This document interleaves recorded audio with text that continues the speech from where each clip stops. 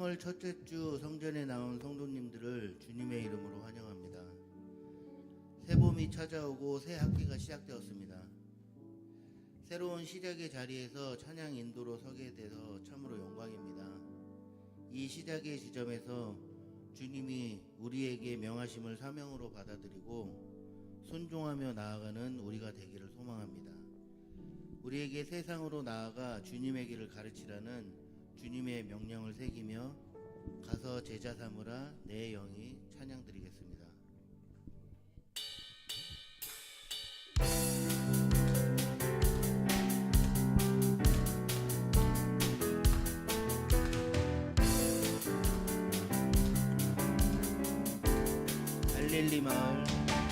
갈릴리 마을 그 숲속에서 주님 그 열한 제자 다시 만나시사 마지막 그들에게 말씀하시기를 너희들은 가라져 세상으로 가서 제자 삼으라 가서 제자 삼으라 세상 많은 사람들을 세상 모든 영혼이 내게 달렸나니 가서 제자 삼으라 나의 길을 가르치라 내가 너희와 항상 함께 하리라. 지금도 우리 주 찾아오사 지금도 우리 주 찾아오사 어두워져 가는 저 세상 바라보며 마지막 우리에게 부탁하시기를 너희들은 가라져 세상으로 가서 제자 삼으라 가서 제자 삼으라 세상 많은 사람들을 세상 모든 영혼이 내게 달렸나니 가서 제자 삼으라 나의 길을 가르치라 내가 너희와 항상 함께 하리라. 갈릴리 마을 그 숲속에서 주님 그 열한 제자 다시 만나시사 마지막 그들에게 말씀하시기를 너희들은 가라져 세상으로 가서 제자 삼으라 세상 많은 사람들을 세상 모든 영혼이 내게 달렸나니 가서 제자 삼으라 나의 길을 가르치라 내가 너희와 항상 함께 하리라. 지금도 우리 주 찾아오사 지금도 우리 주 찾아오사 어두워져 가는 저 세상 바라보며 마지막 우리에게 부탁하시기를 너희들은 가라져 세상으로 가서 제자 삼으라 가서 제자 삼으라 세상 많은 사람들을 세상 모든 영혼이 내게 달렸나니 가서 제자 삼으라 나의 길을 가르치라 내가 너희와 항상 함께 하리라. 가서 제자 삼으라 가서 제자 삼으라 세상 많은 사람들을 세상 모든 영혼이 내게 달렸나니 가서 제자 삼으라 나의 길을 가르치라 내가 너희와 항상 함께 하리라. 주를 찬양합니다. 주를 찬양합니다. 내 영이 주를 찬양합니다. 내 영이 주를 찬양합니다.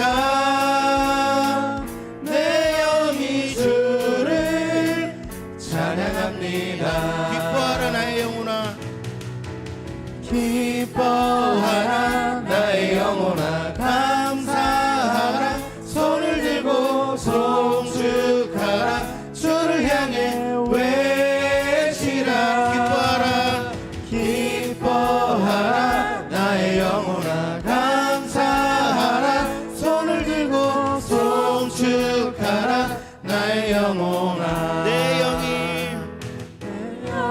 주를 찬양합니다. 내 영이 주를 찬양합니다. 내 영이 주를 찬양합니다.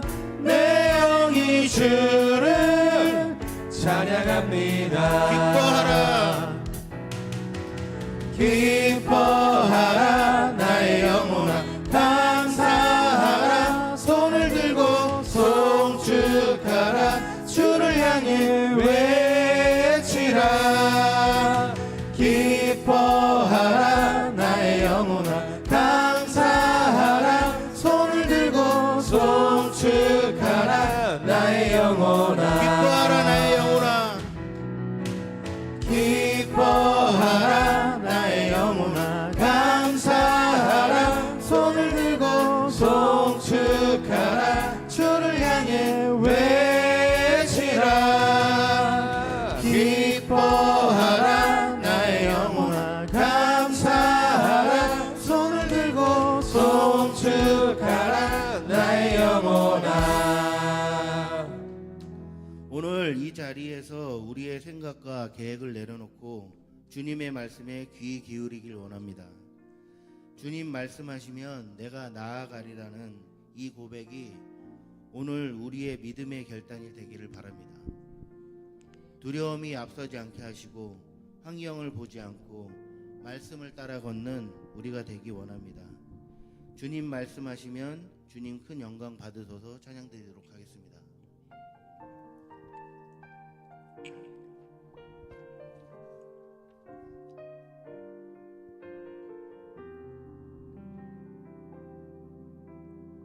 주님 말씀하시면, 주님 말씀하시면 내가 나아가리라. 주님 뜻이 아니면 내가 멈춰서리다.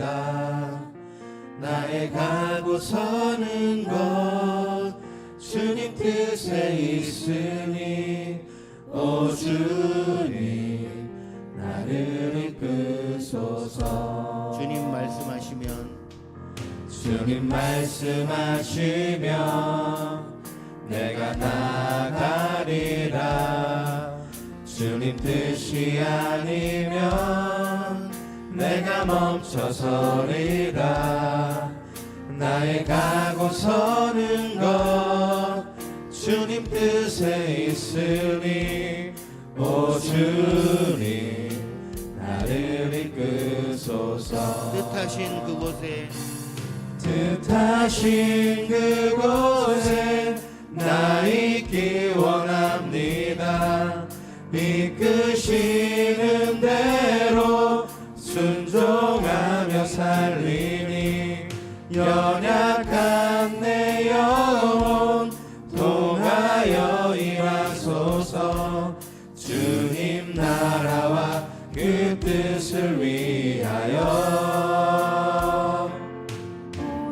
주님 나를 이끄소서. 주님 말씀하시면 내가 나가리라.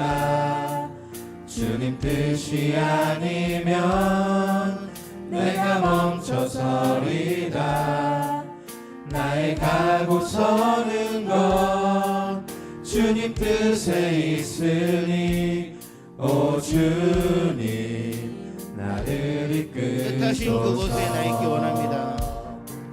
뜻하신 그곳에 나 있기 원합니다. 이끄시는 대로 순종하며 살리니 연약한 내 영혼 통하여 일하소서. 주님 나라와 그 뜻을 위하여 뜻하신 그곳에 나 있기 원합니다. 이끄시는 대로 순종하며 살리니 연약한 내 영혼 통하여 일하소서. 주님 나라와 그 뜻을 위하여 오 주님 나를 이끄소서. 오 주님 오 주님 나를 이끄소서.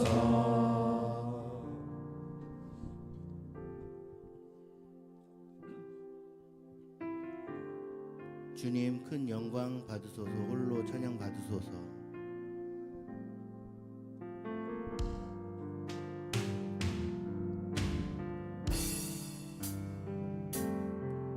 큰 영광 받으소서. 홀로 찬양 받으소서. 모든 일을 위해 뛰어난 그 일을 온 땅과 하늘이 다 찬양해. 겸손하게 우리 무릎 꿇고 주 이름 앞에 영광 돌리세. 모두 절하세. 독생자 예수 주님께 찬양 드리리. 모든 영광과 존귀와 능력 받으소서. 모든 영광과 존귀와 능력 받으소서. 그리스도 살아계신 하나님, 그리스도 살아계신 하나님. 예배 드리도록 하겠습니다.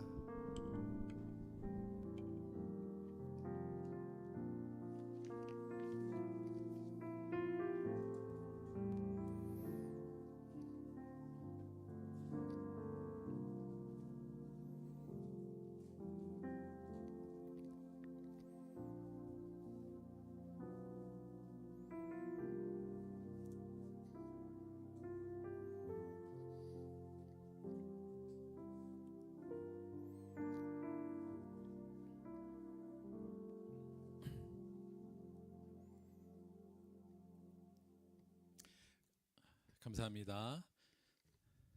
우리 김은성도님 오늘 첫 찬양인도 하셨는데 너무 감사드리고, 이게 그냥 물론 잘 하시고 이것도 너무 좋은데 이거 멘트 다 준비하고 얼마나 많이 연습하셨을까 중간에 그거 생각하니까 더 감사하고 마음이 좀 짠하고 그러네요.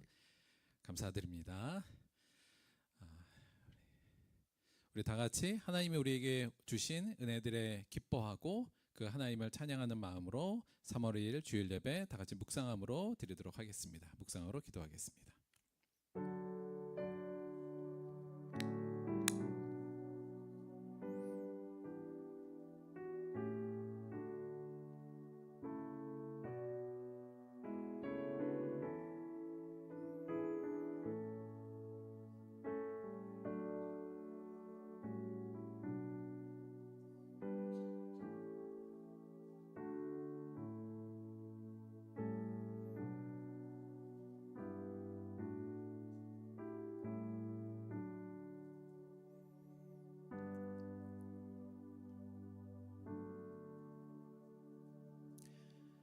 여호와여, 나의 영혼이 주를 우러러 보나이다. 나의 하나님이여, 내가 주께 의지하여 싸우니 나를 부끄럽지 않게 하시고 나의 원수들이 나를 이겨 개가를 부르지 못하게 하소서. 주를 바라는 자들은 수치를 당하지 아니하려니와 까닭 없이 속이는 자들은 수치를 당하리이다. 여호와여, 주의 도를 내게 보이시고 주의 길을 내게 가르치소서. 주의 진리로 나를 지도하시고 교훈하소서. 주는 내 구원의 하나님이시니 내가 종일 주를 기다리나이다. 아멘. 사도신경으로 신앙 고백 드리겠습니다. 전능하사 천지를 만드신 하나님 아버지를 내가 믿사오며 그 외아들 우리 주 예수 그리스도를 믿사오니 이는 성령으로 잉태하사 동정녀 마리아에게 나시고 본디오 빌라도에게 고난을 받으사 십자가에 못 박혀 죽으시고 장사한 지 사흘 만에 죽은 자 가운데서 다시 살아나시며 하늘에 오르사 전능하신 하나님 우편에 앉아 계시다가 저리로서 산자와 죽은 자를 심판하러 오시리라. 성령을 믿사오며 거룩한 공예와 성도가 서로 교통하는 것과 죄를 사하여 주는 것과 몸이 다시 사는 것과 영원히 사는 것을 믿사옵나이다. 아멘. 오늘은 김상현 성도님께서 우리를 대표하여 기도해 주시겠습니다.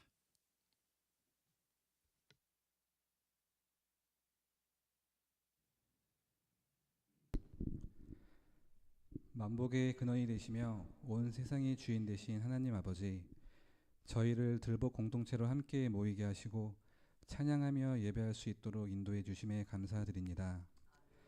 지난 한 주간도 저희의 삶을 지켜주시고 필요한 모든 것을 공급해 주신 주님의 은혜에 감사드립니다. 주님, 저희의 연약함으로 인해 주님의 말씀대로 살지 못했음을 고백합니다. 부족하고 늘 넘어지는 저희를 긍휼히 여겨주심에 감사하고 다시 주님 앞에 설 수 있는 은혜를 베풀어 주시니 감사드립니다. 주님, 일상 속에서 살아가는 저희의 모습이 세상의 염려와 재물의 유혹에 흔들려 무늬만 그리스도인으로 살아가고 있지는 않은지 돌아봅니다. 세상이 주는 염려와 물질에 대한 욕심을 절제하며 매일의 삶 속에서 참된 그리스도인으로 성장하기를 원합니다. 또한 타인과의 비교를 멈추고 하나님과의 수직적인 관계에 더욱 집중하기를 원합니다. 그리고 이웃을 바라볼 때에는 오직 사랑의 눈으로 바라보며 선한 이웃으로 살아갈 수 있도록 도와주세요. 이제 말씀을 듣는 시간입니다. 말씀을 전하시는 목사님과 함께하여 주시고 선포되는 말씀을 통해 주님의 뜻을 온전히 깨닫고 마음에 새기기를 원합니다. 이 모든 말씀 우리의 구원자 되시는 예수 그리스도의 이름으로 기도드립니다.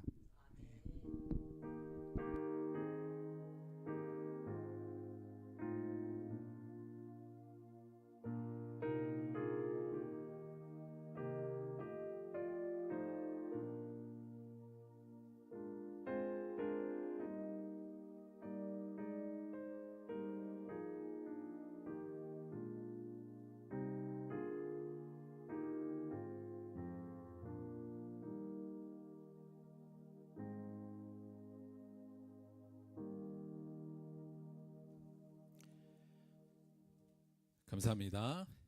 자, 오늘의 특송은 우리 영훈이가 와서 우리 성령이 오셨네 특송해 주시겠습니다.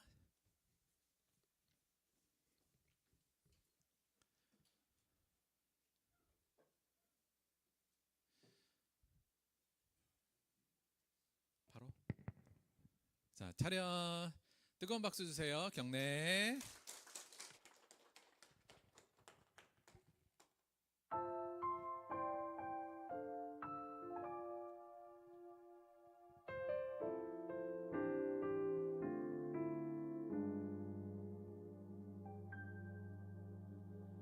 허무한 시절 지날 때 깊은 한숨 내쉴 때 그런 풍경 보시며 단식하는 분 있네. 고와 같이 너희를 버려두지 않으리.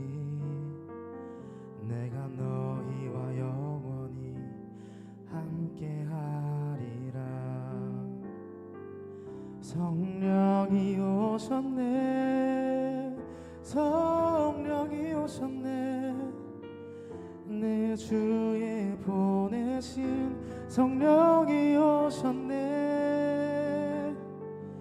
우리 인생 가운데 친히 찾아오셔서 그 나라 꿈꾸게 하시네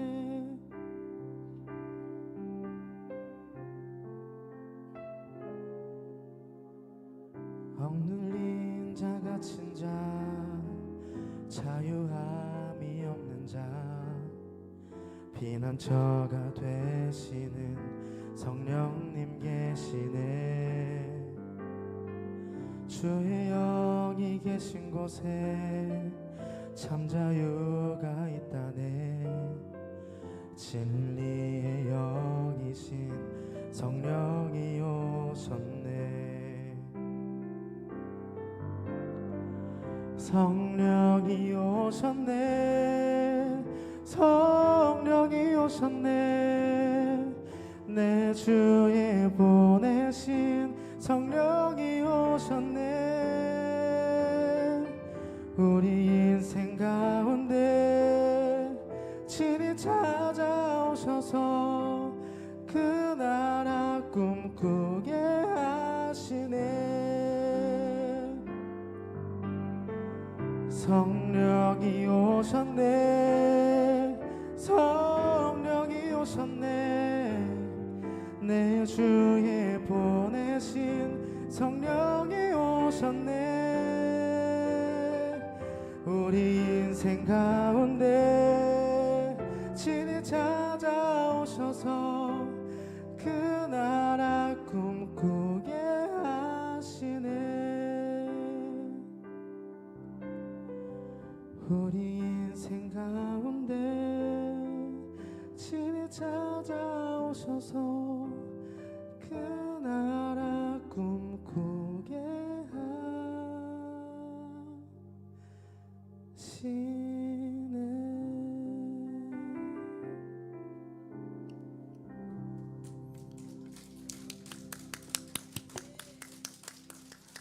자, 촬영 경례 수고하셨습니다. 감사합니다. 우리 인생 가운데 친히 찾아오셔서 그 나라 꿈꾸게 하시네. 하나님의 나라를 꿈꾸게 되는 저와 여러분이 되기를 감사드립니다. 좋은 찬양 감사드려요. 자, 오늘 본문 말씀 보도록 하겠습니다. 오늘 말씀은 신약성경 빌립보서 1장 21절에서 28절까지의 말씀 함께 보도록 하겠습니다.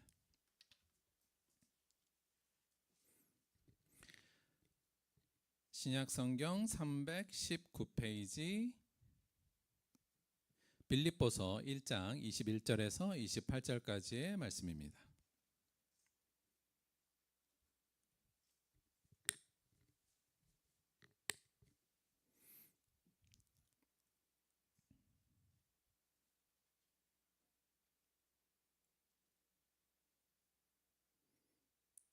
신약성경 319페이지 빌립보서 1장 21절부터 28절까지 볼 거거든요.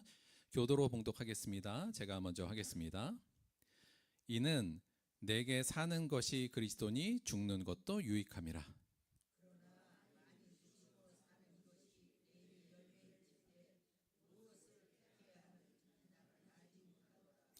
내가 그 둘 사이에 끼었으니 차라리 세상을 떠나서 그리스도와 함께 있는 것이 훨씬 더 좋은 일이라 그렇게 하고 싶으나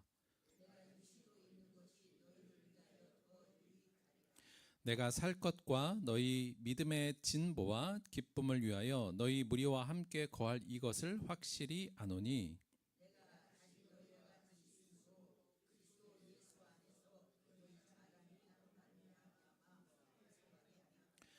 오직 너희는 그리스도의 복음에 합당하게 생활하라. 이는 내가 너희에게 가보나 떠나 있으나 너희가 한 마음으로 서서 한 뜻으로 복음의 신앙을 위하여 협력하는 것과 두려워하지 아니하는 이 일을 듣고자 함이라. 이것이 그들에게는 멸망의 증거요 너희에게는 구원의 증거니 이는 하나님께로부터 난 것이라. 아멘. 자, 오늘은 빌립보서 1장 21절에서 28절 말씀을 중심으로 해서 마라나타 이런 제목으로 하나의 말씀 함께 나누도록 하겠습니다.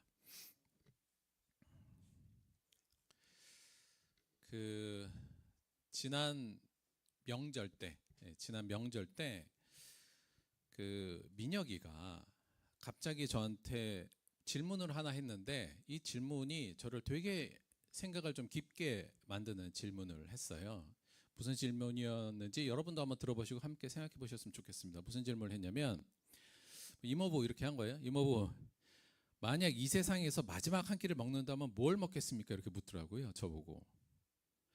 그러니까 만약에 이 세상에서 마지막 내가 한 끼를 먹을 수 있다면 대체 뭘 먹겠냐고 저한테 묻는 거예요. 여러분이 만약에 이 세상에서 이제 마지막 한 끼만 먹을 수 있어요? 그러면 여러분은 뭐 드시고 싶으세요? 뭐요? 신라면? 신라면. 뭐 드시겠어요?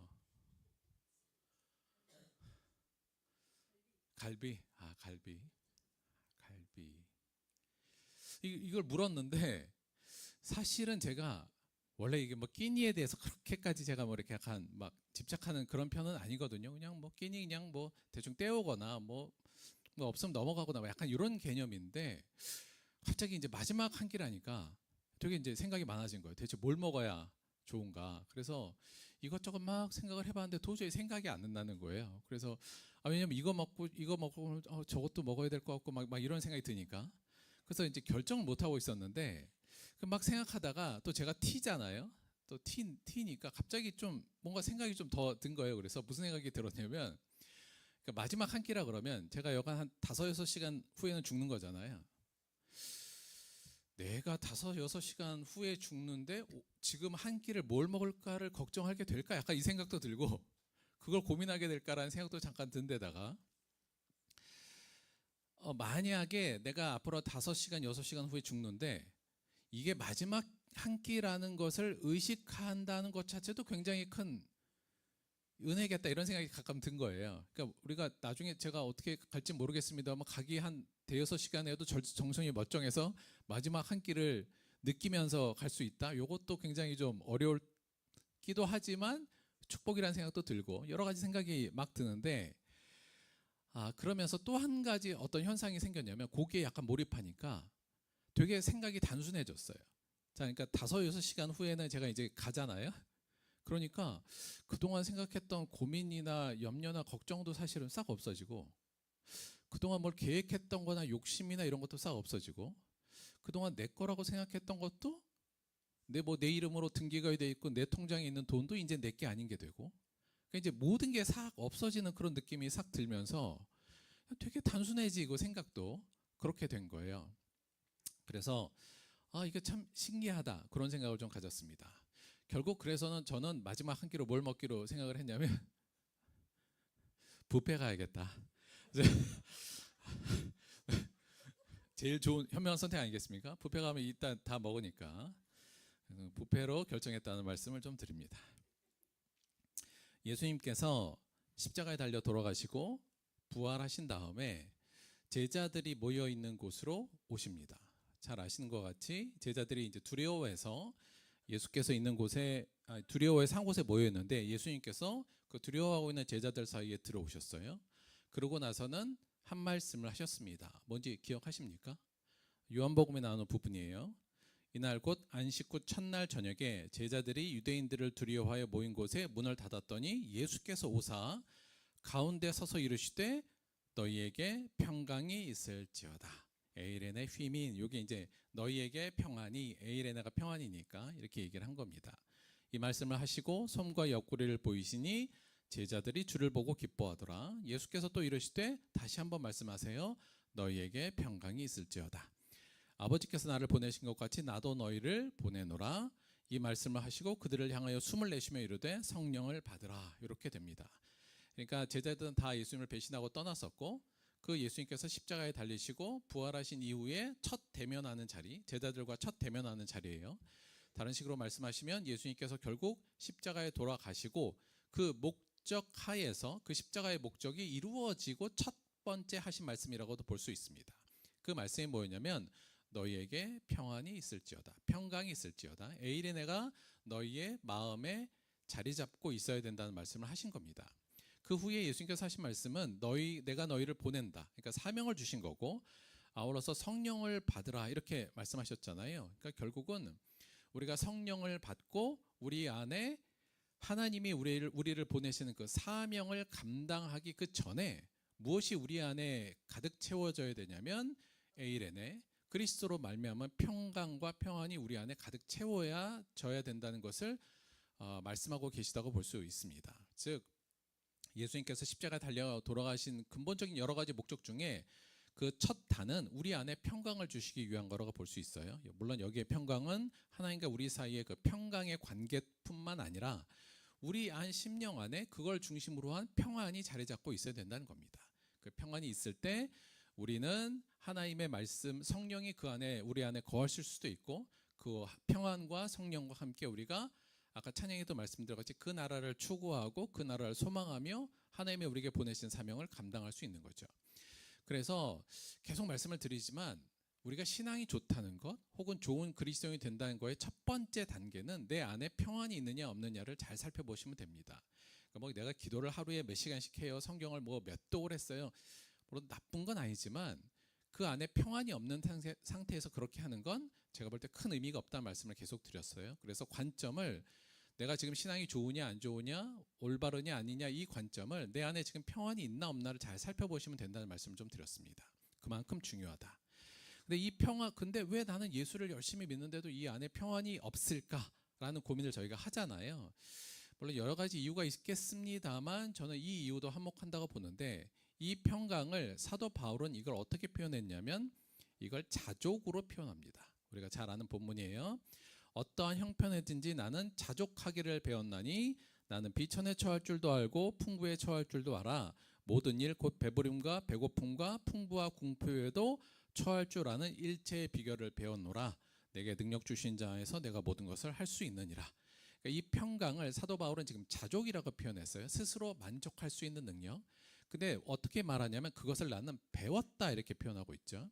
그러니까 이 평강은 하나님이 우리에게 주신 에이레네가 그냥 어느 날 갑자기 훅 들어오는 게 아니라 배우고 익히고 우리 안에서 훈련해야만 하는 그 무엇이라는 것을 이야기하고 있습니다. 즉 사도 바울 같은 경우는 다양한 환경 속에서 겪으면서 그것을 배워서 그 안에 결국 에이레네 평강이 오게 되었고 그것을 자족하게 되었고, 그로 말미암아서 그는 어떤 고백을 하냐면 내게 능력 주시는 자 안에서, 이 평강을 주시는 자 안에서 내가 나를 보내신 그 사명을 무엇이든지 해낼 수 있습니다. 지금 이렇게 얘기하고 있잖아요. 그러니까 예수님께서 말씀하신 이 부분, 성령과 함께 나도 너희를 보내고 이 평강과 함께하는 이 모든 프로세스가 사도 바울에게는 그대로 이어지고 있고 그는 그것을 자족, 만족하고 있다. 핵심은 뭐냐면 그걸 배웠다는 거예요. 그러니까 꽤 시간이 걸려요. 어느 날 갑자기 이게 오는 게 아니라 내가 그리스도인으로서 이 평강을 누리기 위해서 훈련하고 자각하고 훈련하는 그 과정을 통해서 우리에게 언젠가 오게 되는 거죠. 그래서 우리가 이걸 목적하에 열심히 훈련하지 않으면 이 평강이 잘 오지 않는다는 거. 그래서 이걸 우리가 목적으로 삼고 지향점으로 삼아서 열심히 달려가야 된다는 말씀을 다시 드립니다. 한마디로 말씀드리면 어떠한 환경에서도 은혜 안에서 평강할 수 있는 능력을 배우고 익히는 것이 좋은 그리스도인으로 성장하는 데 필수적인 요소이자 우리의 신앙의 지향점이 되어야 된다는 거예요. 그래서 어떠한 상황에서도 나는 요 자족을 배워야겠다. 이 그리스도의 에이레네가 나를 주장할 수 있도록 내가 이것을 더 노력하고 훈련해야겠다는 문제의식과 관점을 가지고 신앙생활을 하셔야 된다. 그래서 기도도 마찬가지, 말씀 읽는 것도 마찬가지. 이 관점 안에서 읽게 되면 그것이 우리에게는 큰 도움이 되는데 우리 안에 평강이 없이 늘 두려움과 염려와 욕심으로 가득 차 있으면 결국은 우리의 하는 모든 신앙적 행위조차도 지난주에 말씀드렸지만 종교화될 수밖에 없다. 이 말씀을 다시 드립니다. 그래서 우리 안에 내 안에 평강을 자리 잡게 만들어야겠다. 성령님과 함께 이것을 만들어야겠다는 생각을 꾸준히 해주셔야 된다는 말씀을 드렸고요. 그러기 위해서 그 평강이 우리 안에 자리 잡기 위해서 우리가 지금 한 2달 동안 이 주제를 가지고 노력한 거예요. 뭐였냐면 두려움과 염려의 사슬을 끊어버리자. 지금 이 얘기를 한 겁니다. 그래서 우리의 평강을 방해하는 여러 가지 요소 중에 가장 핵심적인 것이 두려움과 염려니까 이것이 우리를 주장하지 못하도록, 그리고 말씀드렸지만 사탄이 요걸 끈으로 우리를 계속 흔든다는 말씀을 드렸어요. 그래서 사탄이 우리를 두려움과 염려로 끌고 가려는 하는 이 부분을 끊어버리는 것이 우리 안에 이 에이레네가 주장할 수 있도록 하는데 매우 중요하다는 말씀을 좀 드립니다. 하나님이 우리에게 주신 것은 두려워하는 마음이 아니라는 사실을 명확하게 해야 되죠. 자, 그래서 그러기 위해서는 우리가 뭘 해야 되느냐, 이걸 저희가 한 2달 동안 공부하고 함께 논의한 거예요. 잠깐 그 부분을 종합적으로 정리를 하자면, 그래서 두려움과 염려의 사슬을 끊어버리기 위해서는 첫 번째, 이 담대함을 어떻게 가질 수 있느냐, 첫 번째 그 기초가 우리가 받은 은혜를 명확하게 알아야 된다. 이 부분을 말씀을 좀 드렸습니다. 그래서 우리가 받은 은혜를 다시 한번 기억하는 것, 이것이 첫 번째인데, 그 첫 번째 은혜는 그 은혜 중에서 첫 번째를 어떻게 말씀드렸냐면, 예수님은 온 세상과 모든 악과 죽음도 통제하시고 통치하시는 권능의 주님이라는 사실을 일단 인정하고 인지해야 된다. 그래서 그 주님이 바다 위를 걸어오신 것처럼, 그래서 그분이 진정한 모든 것을 통치하시는 분이라는 사실을 명확하게 알고 그분을 바라보고 나아갈 때 우리도 바다를 건널 수 있다. 이 말씀을 드린 거예요. 그래서 첫 번째, 내가 믿고 있고 따라가는 그 주님이 이 온 세상과 모든 만물과 악까지 모두 통제하시고 통치하시는 권능의 주님이라는 사실을 먼저 아는 게 이 은혜의 기초의 첫 번째이고요. 두 번째는 그 예수님이, 그 모든 것의 주인 되시는 권능의 주인이시며 왕이신 그 예수님이 추악한 죄인인 나를 살리려 수치와 고통을 당하시고 나를 대신하여 죽으심으로 나를 천국을 소유하는 존재로 변화시켰다는 사실을 믿는 것, 그리고 이것을 우리 삶 속에 받아들이는 것이 매우 중요하다는 말씀을 좀 드렸습니다. 이것을 저는 그 혁명적인 사랑, 이렇게, 그리고 압도적인 복음, 이렇게 말씀을 좀 드렸어요. 그러니까 이 사랑은 우리가 어떻게 설명할 수 없는 사랑이라는 측면, 그리고 그 혁명적인 사랑이 우리를 이 천국이라는 말할 수도 없는 은혜로 보내주신 이 압도적인 복음을 늘 마음속에, 우리의 삶 속에 간직하고 있을 때 두려움과 염려의 사실이 우리를 주장하지 못한다는 부분이죠. 그래서 이 사실을, 이 은혜를 늘 잊어버리지 않고 기억하는 게 두 번째고요. 세 번째는 그 예수님이 공급해 주시는 삶의 요소로 우리는 오늘도 살고 있고 내일도 살 것이라는 것을 고백하는 겁니다. 자, 즉 오늘 내가 사는 것도 지금 그분이 공급해 주는 생명과 모든 환경을 통해서 살고 있다는 사실을 깨닫고 기억하는 것. 그냥 내가 잘나고 그냥 세상에 있어서 그냥 살아가고 있는 것이 아니라 이 모든 것 하나하나가 다 하나님의 은혜 가운데서 살고 있다는 사실을 깨닫는 것이 매우 중요하다. 그래서 우리가 공중의 새를 봐라, 하나님께서 그들도 먹이시고 지금 살리시고 입히시고 살게 하시는 그 하나님이 우리도 지금 살리고 계시고 내일도 그분을 우리가 의지할 때 걱정할 것 없다. 이제 이 부분을 말씀을 드렸었어요. 그래서 크게 세 가지, 우리가 이 은혜를 받고 이 은혜를 누리고 있다는 사실을 기억하는 것이 우리의 담대함의 기초라고 할 수 있습니다. 그러니까 이 기초가 흔들리지 않도록 말씀과 기도를 통해서 늘 이것이 우리 안에 자리 잡고 이 씨앗들이 우리 안에서 싹을 낼 수 있도록 늘 노력해야 된다는 말씀이죠. 그래서 이걸 기억해야 된다, 기억하고 인식하고 있어야 되는 게 첫 번째, 우리가 평강을 누릴 수 있는 기초가 되고요.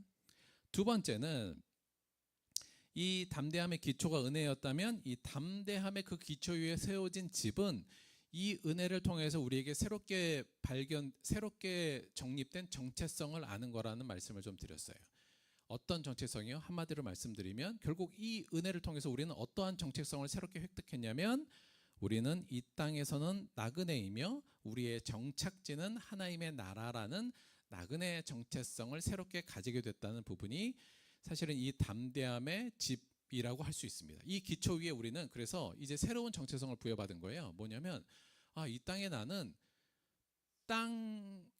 이 땅에 기반하여 이 땅에 기대어 사는 정착민이 아니라 이 땅은 하나님이 나에게 보내주신 어찌 보면 출장지 혹은 여행지 이런 부분이고 나의 본향을 나의 돌아갈 곳은 하나님의 나라라는 사실을 깨닫고 그렇게 살아가는 나그네 정체성을 갖게 된다는 것. 이 나그네 정체성이 우리의 또 담대함의 핵심이라고 말씀을 좀 드렸습니다.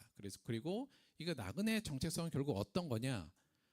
결국은 나그네는 세상의 염려와 욕심이 아닌 하나님께 초점을 맞추는 존재라는 사실을 말씀을 드렸어요. 그래서 나그네니까 이 땅에서 우리에게 주는 뭐 염려, 근심, 걱정 그게 다 정착민으로 살 때 문제지 내가 나그네라고 생각하면 별 문제가 안 된다는 거예요. 그래서 내 눈앞에 있는 그러한 욕심 포함해서 염려와 근심과 걱정 그 너머 거기에 초점을 두지 말고 그 너머에 계신 하나님께 우리의 초점을 두고 그 염려를 던져버리고 맡기라는 말씀을 좀 드렸죠. 그래서 나그네이기 때문에 더 이상 우리가 염려에 초점을 맞출 이유가 없다는 말씀을 좀 드렸고, 또 하나 우리가 그 나그네이기 때문에 그 나그네는 바벨탑 같은 세상에서 탈출하는 걸 오히려 기뻐하는 존재라는 사실.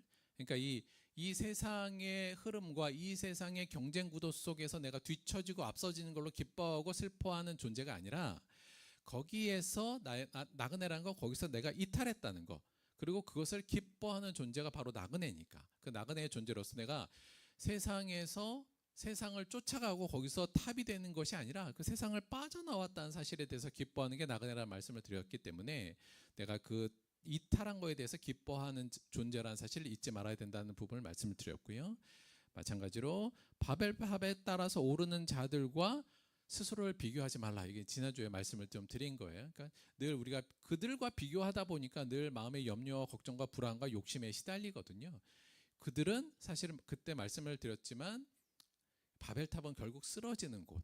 그러니까 거기에 가는 사람들을 긍휼하게 바라보고 그들을 살리려는 노력을 해야 되는 건 맞지만 그들을 보면서 우리가 비교를 하거나 그들을 부러워하거나 그럴 필요는 전혀 없다. 그래서 그들과 비교하지 말아라. 이게 나그네로서 사는 사람의 어찌 보면 당연한 결과이기도 하거든요. 따라서 이 나그네 정체성을 이 은혜를 통해서 우리가 나그네 정체성을 갖게 됐고, 나그네 정체성을 갖게 되는 순간 우리는 사실은 세상의 두려움과 염려의 사실에 매일 이유가 없다는 말씀을 좀 드렸습니다.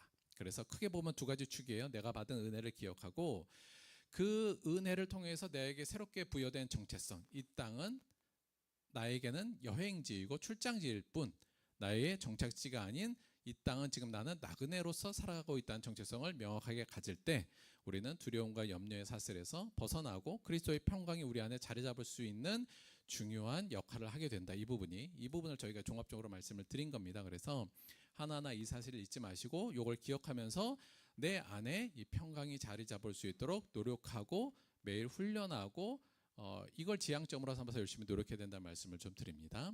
자, 그런데 요 담대함의 기초인 은혜와 담대함의 집인 이 나그네의 정체성 두 가지가 결합돼서 만들어진 중요한 신앙이 하나 있어요. 요 두 가지의 교집합과 이게 결합돼서 어떠한 신앙을 초기 교회부터 만들었냐면 바로 그게 마라나타 신앙이란 겁니다. 마라나타 신앙. 뭔지 좀 설명을 좀 드릴게요. 물론 저희가 뭐 여러 번 공부는 했습니다만, 자, 일단 마라나타 요 말이에요. 마라나타. 요게 사실은 헬라어는 아니에요. 이게 아람어입니다. 근데 왜 우리도 지금 근데 이게 그냥 헬라어로 당시에도 번역하지 않고 그냥 아람어로 그대로 초기 그리스도인들이 사용했던 단어예요. 그러니까 우리가 요즘에도 할렐루야, 아멘 이건 번역 안 하고 그냥 원래 그 말로 쓰고 있잖아요. 왜 쓰냐면 이게 그 단어 자체가 의미가 있기 때문에, 그리고 전통적으로 의미가 있기 때문에 우리가 그냥 아멘도 그냥 우리가 아멘이라 우리말은 아니지만 아멘이라고 할렐루야도 그렇게 하잖아요. 마찬가지로 당시에 초기 기독교의 사람들도 대부분 다 헬라어를 썼는데 요 말은 그냥 아람어, 예수님이 말하셨던 그 당시에 그때 당시의 사람들의 말로 그냥 마라나타라고 말한 겁니다. 근데 마라나타가 무슨 뜻이냐면 아람어로는 여러 가지 이거 해석의 두 가지 정도의 해석의 여지가 있어요. 뭐냐면 사실 신약 성경 안에 마라나타라는 말 자체는 사실 여기 한 군데 나옵니다. 이게 이제 초기 사본이에요. 초기 사본에 고린도전서 16장 22절에 여기가 마라나타라고 요 단어가 이제 딱 나와요. 근데 마라나타라는 단어가 나오는 건 요 구절밖에 없긴 합니다. 그런데 요 마라나타가 16장 그러니까 고린도전서 16장 22절 맨 마지막에 나오는데 요 마라나타는 단어가 여기 보시면 띄어쓰기가 안 돼 있잖아요. 이게 원래 초기 사본이 다 띄어쓰기가 없어요, 여기는. 근데 이게 아람어로 띄어쓰기를 하면 두 가지의 의미로 발음을 할 수가 있는 거예요. 그러니까 뭐냐면 마란아타가 될 수도 있고요. 마라나타로 해석할 수가 있어요. 그러니까 마란아타는 무슨 의미냐면 우리 주께서 오셨다 이런 뜻이고요. 이건 뭐냐 약간 공부라고 생각하시면 돼요. 근데 마라나타 하면 이게 어떤 의미냐면 우리 주여 오시옵소서 이런 청원이 돼요. 그러니까 마라나타 하면 예수님께 우리의 주께서 지금 이 자리에 오셨다. 이게 예수님의 현재성에 대한 고백이라면 마라나타 하면 주여 빨리 이 땅에 마지막 날 그날의 마지막 심판의 날 예수님께서 약속하신 재림의 날이 빨리 오시옵소서라는 청원의 의미로 이 마라나타가 쓰여요. 근데 둘 중에 대체 뭘로 쓴 거냐? 이게 띄어쓰기가 없으니까 정확히 이제 모르는 거예요. 그런데 둘 중에 사실 둘 다 의미로 썼을 가능성도 굉장히 높은데 사실은 두 가지 중에 어떤 거라고 생각해 보면 일단 이 말이 정확히 나왔던 고린도전서 16장 22절은 어떻게 되어 있냐면 나 바울은 친필로 너에게 문안하노니 만일 누구든지 주를 사랑하지 아니하면 저주를 받을지어다. 그러면서 마라나타 이렇게 나온 거예요. 그래서 우리나라 말로는 우리 주여 오시옵소서 이렇게 번역을 해놓은 거죠. 그러니까 이게 이제 고린도전서를 쓰면서 맨 마지막에 쓰는 구절이거든요. 그러니까 보통 초기 그리스도인들이 모임이나 모든 기도의 끝에 다 한 다음에 아마 마라나타 서로 이렇게 외쳤던 것 같아요. 근데 그 의미는 사실은 누구든지 주를 사랑하지 않으면 저주를 받을지어다. 이게 마지막 종말론적인 의미를 담고 있거든요. 그래서 아마도 마라나타 우리 주여 빨리 오시옵소서 아마 이걸 뜻하는 것으로 많이들 해석하는 부분이 있습니다. 이 내용이 또한 나와 있는 곳이 어디냐면 요한계시록 맨 마지막에. 그러니까 요한계시록 맨 마지막이라면 다시 말하면 성경의 맨 마지막이고 신약 성경의 맨 마지막이잖아요. 그러니까 성경의 모든 것에 다 지나가고 맨 마지막에 강조하는 말이 뭐냐고 보면 맨 마지막에 이렇게 돼 있죠. 이것을 증언한 이가 이르시되 내가 진실로 속히 오리라 하시거늘 아멘 주 예수여 오시옵소서. 이 부분이에요. 그러니까 이 부분이 이제 마라나타의 의미를 담고 있잖아요. 그래서 주 예수의 은혜가 모든 자에게 있을지어다 아멘 하면서 성경은 이게 끝납니다.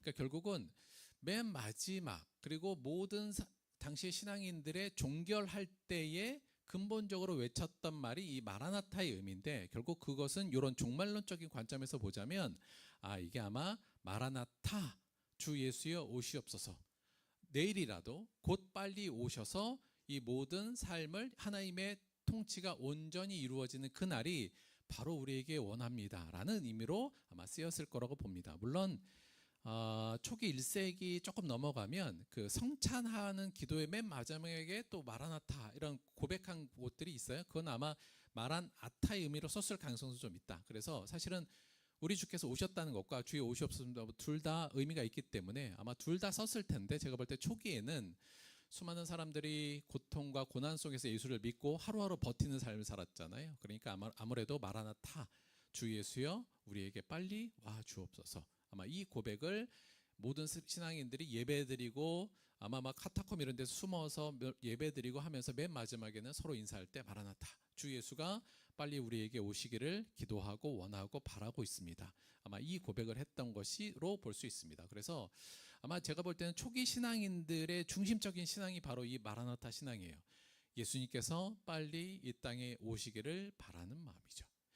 이게 사실은 나그네는 그럴 수밖에 없죠. 나그네라는 나그네의 기본은 뭐냐면 빨리 내 집으로 돌아가는 거잖아요. 그러니까 당연히 이 나그네성 정체성을 갖는 사람들은 어떤 소망을 갖게 되냐면 빨리 집에 가서 내 본향에서 쉬고 싶은 그 마음, 그것이 어떠한 것으로 표출된 거냐면 예수님 빨리 이 땅에 와 주옵소서. 내가 본향으로 갈 수 있게. 또 한편에는 이게 어떤 걸로 되냐면 내가 죽으면 바로 그 곳으로 곧바로 간다는 의미로 인해서 언제 내가 죽든 간에 상관없습니다. 그러나 나도 빨리 주님 앞에 가고 싶습니다. 이것에 대한 소망이 또한 그들에게 있었던 것이 이 마라나타 신앙의 내용이라고도 볼 수 있습니다. 사실 초기 그리스도인들의 가장 중요한 특징이라고 한다면 바로 이 마라나타 신앙이 그들의 삶을 총체적으로 지배했다고 볼 수 있습니다. 특히나 초기 그리스도인들은 예수님께서 되게 빨리 오실 줄 알았어요. 그래서 예수님 내일 오시나? 내일 모레 오시는 거 아니야? 이게 늘 그렇게 기대하며 살았거든요. 그래서 그들에게는 내일 예수님이 오실 수도 있어. 이 마음, 그리고 예수님 빨리 와주세요 라는 마음, 내가 빨리 죽으면 또 예수님께서 갈 수도 있어. 약간 이런 마음들이 혼재되어서 마라나타 신앙 주 예수여 오시옵소서라고 고백할 때는 그 모든 것에 그러한 마음으로 그들이 신앙을 했고 그것이 그 마라나타 신앙이 그들이 그 엄혹한 상황 속에서도 신앙을 잃지 않을 수 있는 굉장히 중요한 핵심이었습니다. 그래서 오늘날 우리도 그리스도 안에서 좋은 그리스도인이 되기 위해서 더 나아가서 우리 안에 평강이 임하기 위해서는 저는 이 마라나타 신앙이 우리 안에 들어와야 된다. 그렇지 않고서는 제대로 된 그리스도인으로 살아가기도 어렵고 우리 안에 평안도 오기 어렵다는 측면에서 오늘 이 마라나타 신앙에 대해서 조금 더 공부를 해볼 거예요. 그럼 대체 마라나타 신앙은 어떤 거고 구체적으로 어떤 식으로 초기 그리스도인에게 표출되었는가를 좀 살펴볼 텐데 오늘 읽을 본문이 바로 사도 바울이 이 마라나타 신앙이 굉장히 농밀하게 아주 들어와 있는 본문, 사도 바울이 가지고 있었던 이 마라나타 신앙이 어떻게 그 안에서 작동했는지를 잘 보여주는 본문이 오늘 저희가 읽은 본문의 말씀입니다. 다시 한번 읽어볼게요. 이는 내게 사는 것이 그리스도니 죽는 것도 유익함이라. 아주 유명한 사도 바울의 고백이죠. 그러니까 내가 그리스도를 위해서 내 안에 지금 사는 게 그리스도고 그리스도를 위해서 사는데 죽는 게 나는 유익한 거야, 좋은 거야 이렇게 얘기를 하고 있어요. 아니 죽는 게 어떻게 좋을 수 있어? 그 이유를 이제 얘기하죠. 22절. 그러나 만일 육신으로 사는 이것이 내 일의 열매일지인데 무엇을 택해야 할지 나는 알지 못하노라. 자, 죽는 게 나에게 유익한데 육신으로 내가 지금 사는 것도 이것도 사실은 어떤 열매가 있기 때문에 어떤 걸 택해야 될지 지금 되게 헷갈립니다. 약간 그런 느낌이죠. 그걸 어떻게 표현했냐면 23절에 내가 그 둘 사이에 끼어 있다고 얘기해요. 그러니까 두 가지 소망 사이에 지금 끼어 있어요. 뭐냐면 빨리 죽어서 이게 내가 죽어서 예수님한테 빨리 가고 싶은 소망 이게 하나 있고 또는 살아 있으면서 하나님이 나에게 주신 사명과 내가 살아 있음으로 내가 열심히 일함으로 통해서 보는 복음의 진전 이 부분도 좋은 열매잖아요. 그러니까 이것도 좋은 일이고 죽는 것도 좋은 일이고 사실은 사는 것도 좋은 일인데 이 둘 사이에 지금 끼어 있다는 겁니다. 그래서 뭘 선택해야 될지가 되게 애매하다 약간 이렇게 얘기하고 있는 거예요. 근데 뭐라고 얘기했냐면 사도 바울은 뭐가 더 좋은 거냐고 얘기하냐면 23절 내가 둘 사이에 끼어 있으니 차라리 세상을 떠나서 그리스도와 함께 있는 것이 훨씬 더 좋은 일이라 그렇게 하고 싶다 이 얘기예요. 그러니까 이제 그의 사명의 길이 그렇게 순탄하진 않았잖아요. 우리가 알다시피 힘들고 어려운 일이니까 사도 바울은 정말 원하는 건 내가 하나님께서 허락만 해주시면 빨리 죽어서 그리스도와 함께 연합하고 그 내가 정말 원하고 간절히 사모했던 예수님을 만나고 내 본향으로 돌아가서 거기서 쉬고 싶은 마음이 너무나도 간절하고 그게 훨씬 더 좋은 일이다 이렇게 얘기하고 있어요. 그러니까 사도 바울의 이 마라나타 신앙 뭐냐면 결국 이거죠. 빨리 예수님 만나고 싶어요. 그리고 내 원래 고향으로 돌아가고 싶어요. 예수님 제발 빨리 와주세요. 주 예수의 오시옵소서. 이 마라나타 신앙이 지금 여기에 녹아 있는 거죠. 그런데 24절에 보면 한편으로 이렇게 살펴보니까 내가 육신으로 있는 것이 너희를 위해서는 더 유익하다는 거예요. 그러니까 이제 이 고린도 교인들이나 당시에 이제 그의 제자들이라고 할 수 있죠. 내가 남아서 말씀을 계속 전하고 이들을 돌보는 게 그들에게는 유익한 것을 또 생각하게 된 거죠. 25절 내가 살 것과 너희 믿음의 진보와 기쁨을 위하여 너희 무리와 함께 거할 이것을 확실히 아노니 내가 다시 너희와 같이 있으므로 그리스도 예수 안에서 너희 자랑이 나로 말미암아 풍성하게 하려 함이라. 나는 정말 빨리 죽어서 예수님한테 가고 예수님과 연합하여 하나 되고 내 본향에 가서 쉬는 게 정말 내 큰 소망이고 훨씬 더 좋지만 하나님께서 이걸 허락하지 않으면 내가 함부로 갈 수는 없잖아. 약간 그렇죠. 이게 내 목숨도 내 삶도 내게 아니니까 하나님은 허락해줘야 가는 거잖아요. 그런데 허락해주지 않는다는 건 뭐냐면 여기서 더 일하고 오라는 뜻이니까. 그런데 더 일하는 걸 생각해 보니 그것도 너희들의 믿음의 진보와 너희들이 자랑이 너희들이 훨씬 더 성숙한 것을 바라보는 것도 나한테는 나쁜 일은 아니고 그것도 나도 기뻐. 지금 이렇게 얘기하고 있는 겁니다. 그러면서 그들에게 당부하는 얘기로 27절부터 이렇게 얘기해요. 오직 너희는 그리스도의 복음에 합당하게 생활하라. 이는 내가 너에게 가보나 떠나 있으나 너희가 한 마음으로 서서 한 뜻으로 복음의 신앙을 위하여 협력하는 것과 28절 무슨 일이든지 대적하는 자들 때문에 두려워하지 아니하는 이 일을 듣고자 합니다. 이런 식으로 얘기를 합니다. 즉 사도 바울은 지금 마라나타 신앙이 안에 가득 있는 거예요. 근데 그 마라나타 신앙은 뭐냐면 예수님 내일이라도 좀 와주세요 이거죠. 아니면 내일이라도 저를 좀 데려가 주세요 이겁니다. 그런데 그걸 정말 간절히 바라는데 나를 내일 안 오시거나 혹은 나를 데려가지 않는다는 건 이 땅에서 좋은 사명을 잘 완수하라는 거니까 그것도 감사한 일이지요. 하지만 정말 저는 가고 싶어요. 이게 지금 사도 바울의 마라나타 신앙이 잘 녹여 있잖아요. 그러면서 사도 바울이 그러면서 뭐라고 얘기하냐면 그 신앙에 근거해서 성도들에게 뭘 권면하냐면 첫째는 복음에 합당하게 생활해. 그리고 두 번째는 세상 무슨 일에든지 대적하실 때문에 두려워하지 마. 사실 이것을 얘기하고 있죠. 이것을 통합적으로 바라봐서 우리가 마라나타 신앙은 결국 뭐냐 이렇게 생각할 때 이렇게 정리하면 될 것 같아요. 마라나타 신앙이란 그냥 한마디로 말하면 오늘이 이 땅에서의 마지막인 날인 것처럼 사는 마음가짐과 태도입니다. 이게 일단 마라나타 신앙의 핵심이에요. 오늘이 내 인생의 마지막 날이야. 내일은 예수님이 오실 수도 있어. 이거예요.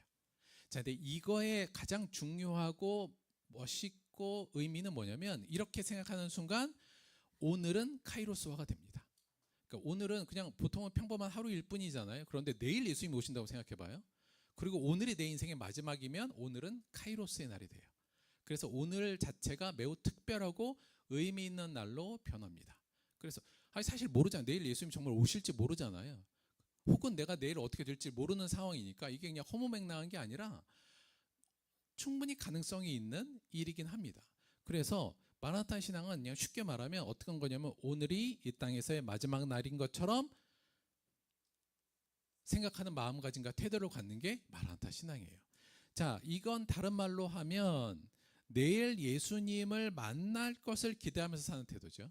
그러니까 이렇게 생각하면 내일 예수님이 오실 수도 있어. 그리고 그러면 나는 오늘이 이 땅에서의 마지막 날일 수가 있어. 이 마음으로 사는 겁니다. 근데 이게 여러분 잘 생각해 보시면 오늘이 내 마지막 날이라고 생각하면 사실 원래는 조금 침울해질 수밖에 없잖아요. 그런데 그 마지막 날은 결국 뭐예요? 예수님께로 가는 날이며 마지막 우리의 본향으로 가는 순간이 되잖아요. 따라서 죽음을 예수님의 만남의 순간으로 여기는 태도가 돼요. 그래서 우리는 두려워하지 않는 거죠. 그러니까 원래는 오늘이 마지막 날이라고 하면 마음이 여러분 굉장히 어려워질 겁니다. 그렇죠? 여러분 오늘이 여러분 인생에서 마지막 날이라고 그러면 사실은 생각이 굉장히 많아져야 돼요. 그러나 그럼에도 불구하고 우리는 그렇지 않을 것은 그 마지막 날은 곧 예수님을 만나는 날이고 우리의 본향으로 돌아가는 날이라는 것 때문에 우리는 이상하지 않고 평안을 유지할 수 있는 거죠. 한마디로 말하면 마라나타 신앙은 내일 예수님이 온다고 생각하고 오늘이 내 인생의 마지막 날이라고 생각하면서 사는 신앙적 자세가 마라나타 신앙입니다. 자, 만약에 그러면 내일 예수님이 이제 오신다고 내가 가정했잖아요. 그럼 오늘 어떻게 살아야 돼요? 당연히 오늘을 복음에 합당하게 생활하려고 살겠죠. 왜냐하면 내일 만나야 되는데 그래도 저 열심히 좀 살았어요. 뭐 이런 얘기라도 뭘 할 말이 있어야 되잖아요. 그러면 오늘이라도 내일 예수님 만나는데 사실 내일 예수님 만나는데 오늘 뭘 먹을까 이거 걱정은 안 할 것 같긴 하거든요. 저는. 그러니까 내일 예수님 만나면 뭔 얘기를 할까? 좀 잘못한 거 있으면 핑계라도 좀 대고 오늘이라도 좀 열심히 살아보려고 하지 않겠습니까? 즉 오늘을 복음에 합당하게 생활할 그런 마음으로 오늘을 복음에 합당하게 생활하려고 사는 게 마라나타 신앙이에요. 다른 식으로 얘기하면 하나님이 정말 주인 되는 모습으로 오늘을 사는 것. 세상에 있는 내 계획이나 내 욕심이나 이런 걸 다 버려놓고 하나님이 원하시는 방향, 하나님의 뜻을 1번으로 우선순위로 놓고 오늘을 사는 게 복음에 합당하게 사는 거죠. 즉 내가 내일은 예수님이 오시고 오늘이 마지막 날이라고 생각하면 하나님이 우리에게 주시는 뜻을 1순위로 놓고 살 수밖에 없게 되겠죠. 그래서 마라나타 신앙이란 오늘을 복음에 합당하게 생활하려는 자세, 삶의 우선순위에 대한 새롭게 정립되고 하나님을 내 삶의 우선순위 1번으로 두고 살게 되는 삶을 마라나타 신앙이라고 부를 수 있습니다. 아울러서 그렇게 되면 네 번째는 마라나타 신앙은 세상이 주는 두려움과 염려, 욕심에서 해방되어 평강의 마음으로 오늘을 기쁘게 살아가는 태도를 갖게 돼요. 자, 그러니까 오늘이 마지막이에요. 저희에겐 내일은 예수님이 오셔서 모든 게 끝날 거예요. 자, 아까 말씀드렸습니다만 그러면 이거 내가 투자한 거 이게 떨어질까 말을까 이거 생각할까요? 안 하죠. 예? 그동안 내가 걱정하고 고민했던 거 우리 또 집을 하나 생각해 뭐 이런 생각 안 할 거잖아요. 그러니까 사실 이 순간 이 마음을 갖는 순간 오늘 안에 지금 내가 대부분 갖고 있던 두려움과 염려와 혹시 욕심은 싹 없어집니다. 그럴 수밖에 없어요. 싹 없어지고 또 하나 오늘 나에게 주신 하나 한순간 한순간이 소중하게 여겨져요. 그래도 마지막이라는 건 되게 소중하게 여겨지잖아요. 그래서 걱정과 근심이 없어지고 지금 내가 있는 오늘 24시간에 내가 갖고 있는 이 모든 것들을 소중하게 바라보면서 기쁨으로 그래서 일상을 소중히 여기는 태도가 회복이 됩니다. 그것이 곧 마라나타 신앙이라고도 볼 수 있어요. 정리를 하면 어떻게 되는 거냐면 내일 예수님이 오실 수도 있어. 오늘 그러면 나는 내일 예수님을 만날 것이고 오늘 하나님이 기뻐하시는 온전히 기뻐하시는 하루로 살아야지. 그리고 나에게 주신 오늘의 기쁨, 오늘 하루에 나에게 주신 생명과 하나님이 주신 모든 것을 기뻐하면서 오늘 소중히 보내야겠지. 이런 마음으로 살게 된다는 거죠. 그래서 그 하루하루를 그렇게 살다 보면 우리 안에 평강이 자리 잡고 하나님의 뜻을 실천하고 그 뜻을 세우는데 최선을 다해서 오늘을 보낼 거 아니에요. 그 날들이 하나하나 뭉쳐 나가다 보면 그것이 그 사람을 평강으로 이끌고 자족으로 이끌며 그 안에 하나님 보시기에 아름다운 그리스도의 성장한 모습이 그 안에서 배태되게 된다는 의미입니다. 그래서 초기 신앙인들의 이 마라나타 신앙은 정말 강력했어요. 그러니까 오늘 하루만이라도 하나님 뜻을 위해서 한번 살아보자 이렇게 되겠죠. 내일 오시니까 뭐 할 말이라도 있어야지. 그리고 오늘 나에게 주신 마지막 기회들을 소중하게 생각하며 전하고 혹은 기뻐하면서 살았던 것, 그것이 곧 마라나타 신앙이며, 그 마라나타 신앙이 초기 교회가 그렇게 엄혹한 환경 속에서도 살아남아 그 복음이 전파되게 된 가장 강력한 신앙의 중심이었다고도 볼 수 있습니다. 저는 그래서 이 마라나타 신앙이 우리 안에 있어야 돼요. 이것을 우리가 훈련해야 되고, 이것도 훈련해야 된다는 말씀을 다시 한번 드려요. 훈련하고 지향하면서 만들어야 될 굉장히 중요한 내용이라는 말씀을 좀 드립니다. 이 마라나타 신앙을 조금 쉽고 조금 유머러스하게 표현할 수가 있는데, 제가 이거는 어디 내용에서 봤거든요. 근데 요게 굉장히 제가 요게 마라나타 신앙을 단순화하면 요거네라는 생각이 좀 들었어요. 뭐냐면, 여러분 우리 살면서 하여튼 생각이 복잡하고 불편하고 걱정도 많고 두려움도 많고 근심도 많고 이렇잖아요. 이게 제가 유튜브 어디서 본 것 같은데, 어느 할머니가 손주에게 준 일종의 교훈 같은 거예요. 야, 너 세상에 살면서 이렇게 생각하면 돼라는 부분인데, 뭐였냐면 인생을 살면서 걱정할 건 딱 두 가지다. 두 가지만 걱정하면 돼. 이렇게 얘기했다는 거예요, 할머니가. 근데 제가 여기를 조금 추적해 봤더니 옛날에 1차 세계대전 때 군인들의 이야기라고 얘기를 하더라고요. 근데 뭐냐면, 자, 여러분도 한번 생각해 보세요. 여러분 인생에 살면서 걱정할 건 딱 두 가지예요. 첫째는 건강한가 병들었는가. 두 가지 중에 두 가지만 생각하시면 돼요. 자, 건강하면 걱정할 게 없습니다. 그렇잖아요. 건강하면 걱정할 게 없어요. 뭐든 다시 하면 되고, 건강하면 뭐든 할 수 있으니까 걱정할 건 없어요. 자, 근데 만약에 내가 병들었다 그러면 두 가지 걱정이 다시 나와요. 나을 병인가 악화될 병인가, 이거죠. 자, 나을 병이면 걱정할 거 없어요. 나으면 되니까 걱정할 거 없고, 악화될 병인가 하면 또 두 가지 걱정이 우리에게 있을 수 있다. 뭐냐면 살 것인가 죽을 것인가. 살면 걱정할 거 없어요. 살면 되니까. 살면 걱정할 거 없고, 그럼 죽을 것인가 하면 두 가지 걱정이 또 오죠. 뭐예요? 천국에 갈 것인가 지옥에 갈 것인가. 천국에 가면 걱정할 거 없어요. 자, 지옥에 가면 여기는 옵션이 없어요. 자, 그러니까 요 내용으로 따지자면, 천국에 가면 천국에 내가 간다는 확신이 있고 그 천국에 가게 된다면 건강하든 병들었든 나을 병이든 악화될 병이든 살던 죽던 아무 걱정할 게 없다는 얘기죠. 그러니까 여러분이 고민이 많을 때 요거 두 가지만 생각하면 된다는 거거든요. 근데 만약에 내가 예수를 믿는데 건강까지 해? 그러면 아무 걱정할 게 없는 거예요. 예수를 믿고 천국 가는데 나을 병에 걸려서 문제도 없는 거예요. 예수를 믿는데 살고 있어, 살 수도 있어? 그러면 뭐 너무나도 행복한 거죠. 이 모든 것이 아니라 할지라도 나중에 우리가 천국만 간다면 아무 문제 없는 겁니다. 그러니까 이 단순화가 사실은 마라나타 신앙의 가장 핵심적인 내용을 보여주는 것 같아요. 내일 예수님이 오시면 그 품 안에 안긴다면 나에게 걱정할 것은 아무것도 없다는 것. 그래서 사실 초대교회 사람들이 생각했던 그 담대함은 사실은 이 원리 마라나타 신앙에서 나왔다고도 볼 수 있습니다. 이게 순교자라는 영어 단어가 있어요. 순교자라는 거, 이게 마르터 이렇게 부를 수 있는데, 이 단어가 이제 순교자라는 의미예요. 근데 이 순교자라는 단어가 어디에서부터 기원했냐면 헬라어 마르튀스에서 나온 겁니다. 그러니까 마르튀스라는 헬라어 단어는 뭐냐면 증인, 증언자를 의미해요. 자, 여러분, 증인하고 증언자라는 말이 나중에는 이게 순교자라는 의미로 변동된 거예요. 자, 근데 왜 증인과 증언자가 순교자라는 이름으로 변화되었느냐 생각해 보면, 여러분 초대교회에 내가 예수가 그리스도임을 증언하고, 나는 예수가 진짜 왕이고 그분이 이 땅의 진정한 왕이며, 나는 그분이 부활하심을 믿고, 나는 천국, 그분이 마련하신 천국에 가는 것을 믿는다는 신앙을 고백하는 것은 어떤 의미였냐면 죽음을 각오하는 거였습니다. 그러니까 당시에 로마 황제가 서슬퍼렇게 살아있고 그가 신으로 추앙받던 시대에 내가 예수를 주로 섬기는 것 자체는, 그것을 공적으로 내가 증언한다는 것은 곧 죽음을 각오한다는 의미였어요. 그러니까 따라서 그냥 증언한 사람은 그냥 죽는다고 생각하시면 됐는데, 당시 사람들은 그럼에도 불구하고 증언을 하고 예수가 나의 진정한 왕이라고 증언을 하고 당당히 순교자의 삶을 걸었던 겁니다. 그래서 증언하는 자는 곧 죽는 자니까 이 증언자가 곧 순교자로 그냥 이렇게 이름이 굳어진 거예요. 자, 근데 그들은 어떻게 그렇게 담대할 수 있었는가? 그들이 어떻게 예수를 증언하고 죽는다는 환경 속에서도 어떻게 담대히 예수를 증언할 수 있었는가? 핵심은 마라나타 신앙에 있었다고 볼 수 있습니다. 물론 여기에 마라나타는 어원적인 의미는 없어요. 그러나 이 예수가 내일 오시기를 기원합니다. 예수님이 내일 오는 걸 저는 환영합니다.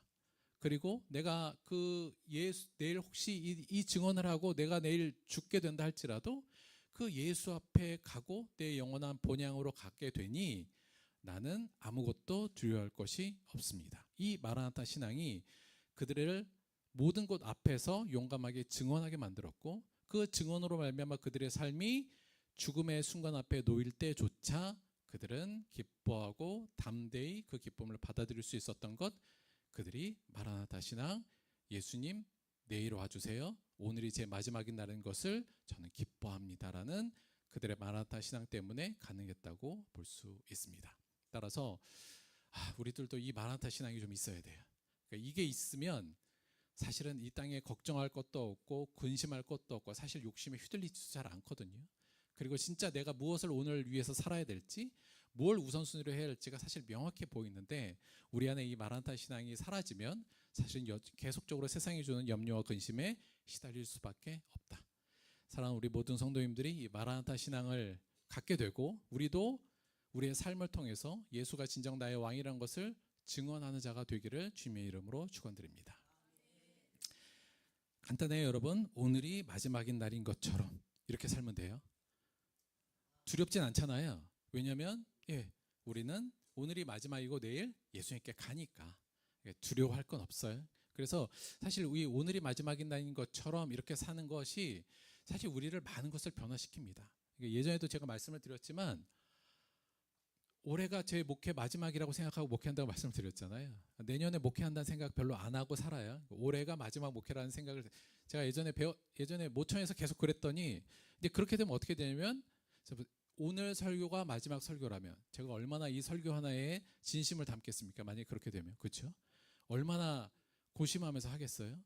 올해까지만 목회를 한다 그러면 그냥 올해까지는 모든 걸 다 투입해야지, 이런 생각이 들겠죠. 사실 그걸 배운 이후로 올해까지만 난 목회할 거야. 내년에 어떻게 할지도 모르잖아요. 제가 어떻게 될지 어떻게 알아요? 그러니까 올해까지만 목회하자. 혹은 이 설교가 마지막 설교가 될 수도 있어. 이런 마음으로 설교를 준비할 때 훨씬 더 기쁨이 오고 제 안에 진정성과 더 큰 노력을 담을 수 있겠죠. 자, 여러분이 이 땅에서 드리는 지금 예배가 마지막 예배예요. 그럼 어떻게 되겠어요? 예배 얼마나 진지하고 가슴 아프고 약간 그렇게 드리겠습니까? 그렇죠? 내가 지금 드리는 찬양이 내가 마지막으로 드리는 찬양이 하면 그 안에 우리가 얼마나 그 찬양을 가슴 담아 하며 이게 마지막 기도라고 하면 얼마나 많은 기도의 진정성이 자리 잡겠습니까? 내가 오늘 사실 여러분, 우리가 여기서 지금 막 재밌게 만나고 서로 막 기뻐하고 하잖아요. 다음 주에 우리가 이렇게 또 만날 수 있다는 보장이 있나요?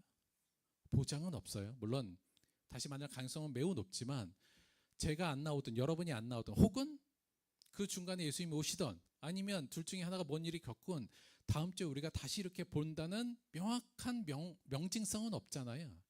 따라서 오늘 우리가 만나는 것이 마지막이라면 가정이 충분히 가능합니다. 그럼 어떻게 됐어요? 굳이 그렇게 맨 마지막에 오늘이 마지막이라면 서로 뭐 지적하고 서로 뭐 비판하고 그럴 필요 없잖아요. 서로 뭐 미워하고 할 것도 없어요. 그렇죠? 마지막이라면 정말 진심을 다해서 안아주고 진심을 다해서 축하해 사랑해주고 진심을 다해서 서로 좋은 말 해주고 격려하는 말 해주지 않겠습니까? 오늘이 내 인생의 마지막인 것처럼 이 가정은 우리를 진정으로 우리가 무엇을 관심을 갖게 되고 뭐가 정말 중요한지를 알 수 있게 해주는 정말 놀라운 신앙입니다. 매일 이 마음을 가지고 우리 마라나타 신앙으로 하루하루를 살아갑시다. 오늘 나에게 주신 하나님의 은혜를 소중하게 생각하시면 돼요. 여러분, 오늘 우리가 점심에 가서 먹는 게 우리의 마지막 한 끼라고 한번 생각해 보세요. 맛있게 먹겠죠. 불평 안 하고. 그러니까 오늘이 마지막인 것처럼 나에게 주어진 오늘 하루를 기쁘게 생각하고 감사하면서 무엇을 위해서 살아가야 될지를 그 우선순위를 알면서 살아간다면 우리 안에 두려움과 걱정이 물러나고 더욱더 그 과정을 통해서 우리는 좋은 그리스도인으로 성장해 나아갈 수 있을 것입니다. 사실 이게 근데 이러면 이런 생각이 들어요. 너무 피곤하잖아요. 매일이 마지막인 것처럼 생각하면 얼마나 피곤하겠어요. 그러니까 충분히 그걸 인정하는데 제가 생각할 때는 제가 이걸 조금 해본 경험으로서는 한 3, 40% 정도 요 생각은 가질 수 있어요. 오늘이 마지막일 수 있어라는 생각을 물론 우리가 이제 더 살 수 있으니까 그것도 대비하고 미래도 생각해야 되지만 그 한 3, 40% 정도의 우리 인식 안에 오늘이 마지막일 수도 있어라는 마음을 가진다면 사람을 대하는 거나 내 일상을 대하는 거나 내 삶의 모든 것을 대하는 태도가 분명히 달라지고 내가 무엇을 먼저 해야 될지가 반드시 보일 겁니다. 마라나타 신앙으로 매일매일 행복하시고 두려움과 걱정이 아닌 기쁨과 감사가 넘치며 하나님의 복음에 합당한 하루하루의 삶을 살아가게 되는 저 여러분이 되기를 주님의 이름으로 축원드립니다. 말씀 생각하시면서 잠시 기도하도록 하겠습니다.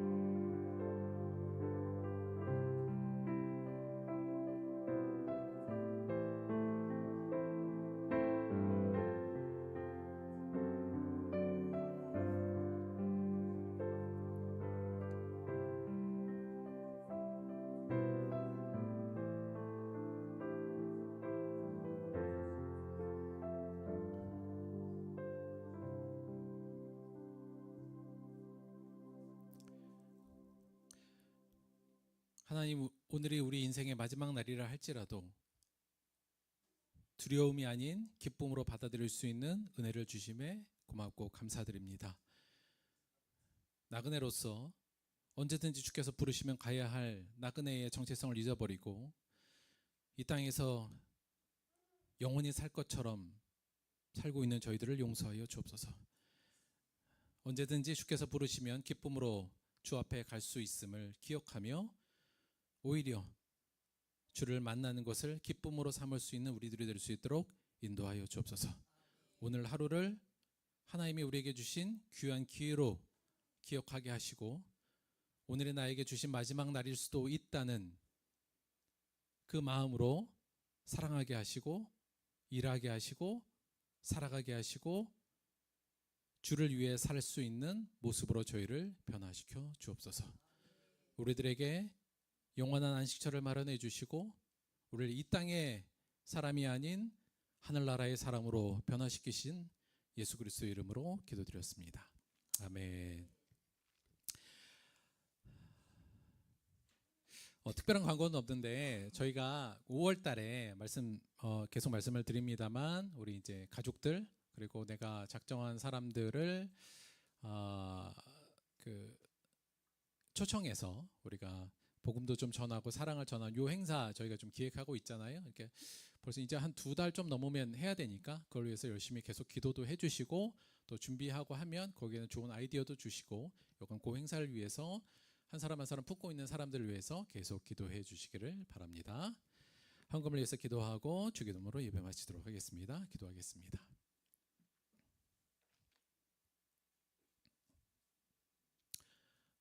주 예수여 어서 오시옵소서. 주여 저희가 이 고백을 당당히 할 수 있도록 오늘 하루를 부끄럽지 않게 살아가는 자가 되게 하여 주옵소서. 예수님이 내일 오시는 것을 두려워하는 자가 아니라 기쁨으로 맞이할 수 있는 마음으로 저희들을 변화시켜 주옵소서. 그 마음으로 이 세상에 얽매이는 자가 아니라 이 세상에서 자유롭고 해방되어 하나님의 나라를 마음껏 누리는 우리 들법교회 성도들이 될 수 있도록 변화시켜 주옵소서.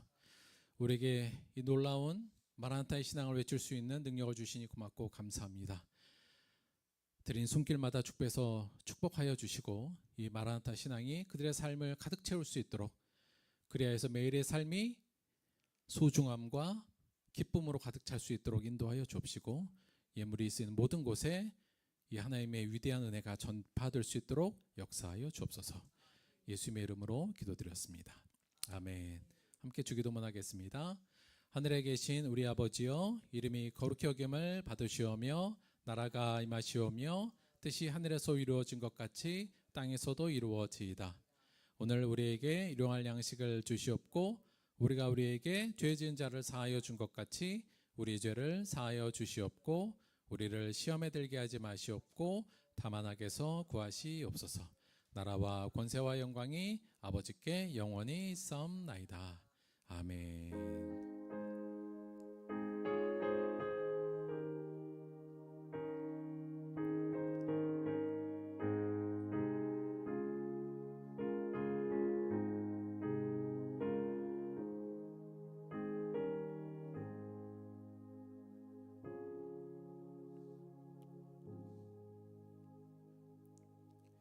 하나님께 감사의 박수 드리겠습니다. 수고하셨습니다.